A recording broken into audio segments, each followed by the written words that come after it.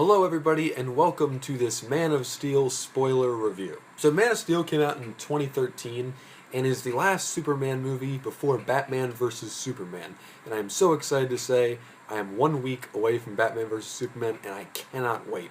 This movie it's been a long time coming, and let's talk about the movie that precedes Batman vs. Superman, Man of Steel. So Man of Steel is directed by Zack Snyder and stars Henry Cavill as Superman.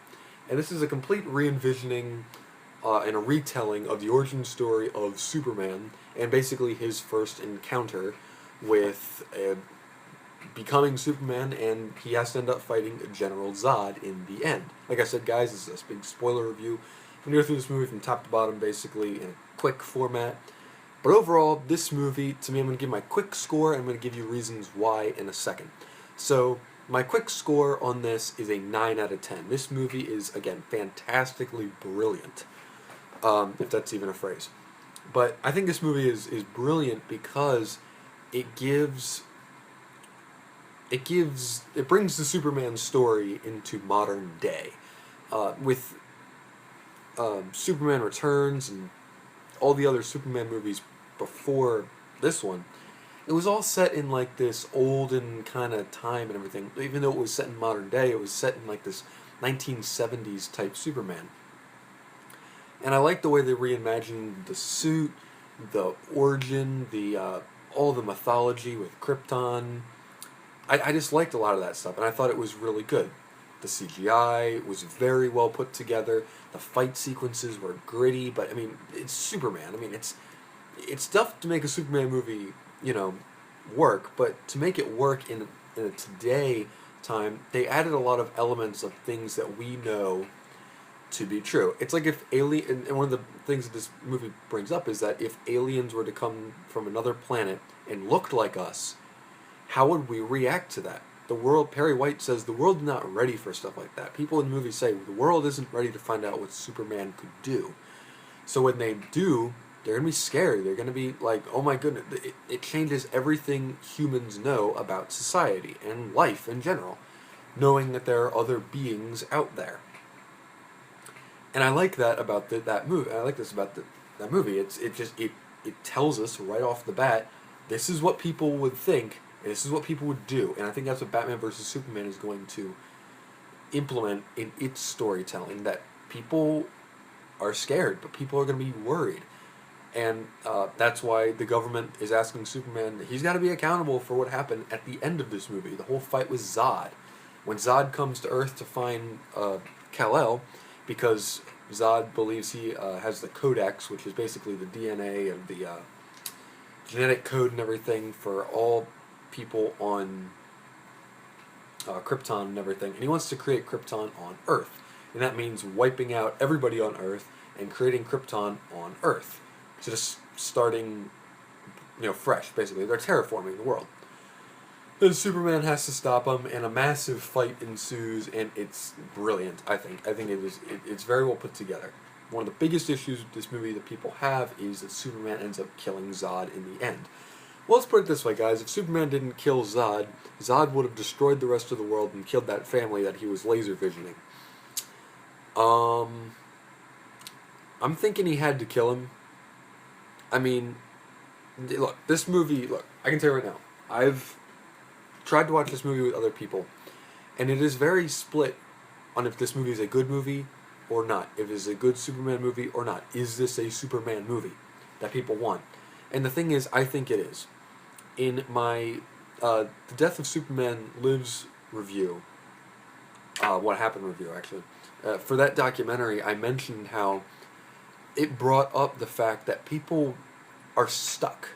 People are stuck in this, Christopher Reeve is Superman. That's the kind of Superman people feel comfortable with. Because those original movies, or that first original movie, and this is part of the second one, they're great. It's great, and Christopher Reeve is Superman. But look, we have to all realize, okay, well, they're going to tell this story again, but this is a good version of it. And look at it today. Again, this movie brought in a lot of different aspects, like the whole 9/11 aspect, with seeing buildings just being crushed, millions of people dying, and the world literally at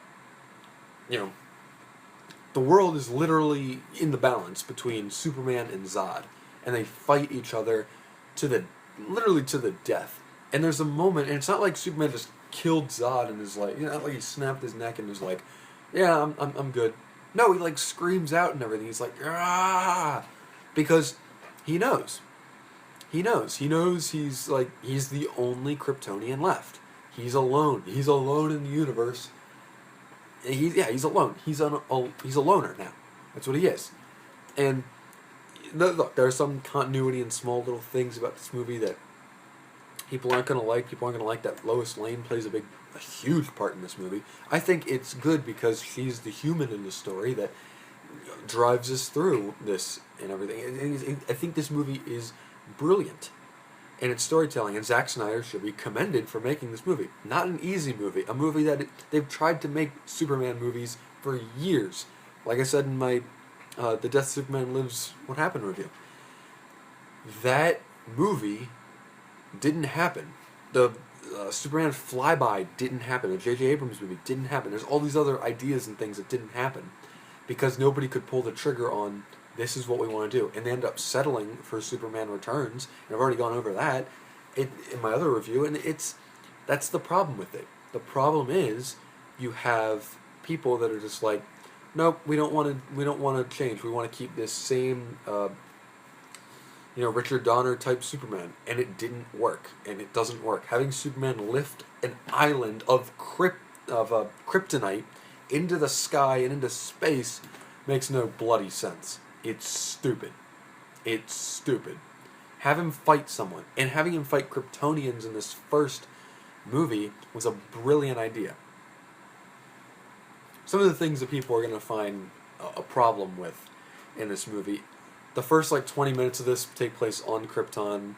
I'll tell you right now, my mom, who loves the original Superman movie, we watched 5 minutes of this, and she's like, nope, I can't get into that. This isn't Superman. And I'm like, you haven't even seen anything. And they're like, it's right when the whole the coup happens in the beginning of the movie on Krypton, and my mom was like, no, I can't watch this. I'm like, keep watching it gets good. Wait till Superman comes. It's good.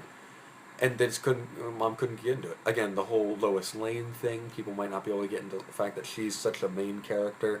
Love Amy Adams, she's great. I think she's a very good Lois Lane.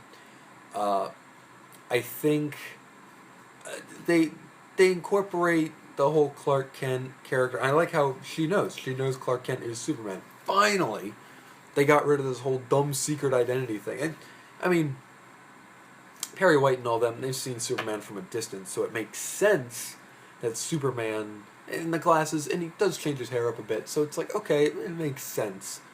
Makes sense. But it works. It works. A lot of the fight sequence, I'll admit, some of the fight sequence at the end, it gets really long-winded, and it kind of just goes on forever and ever and ever.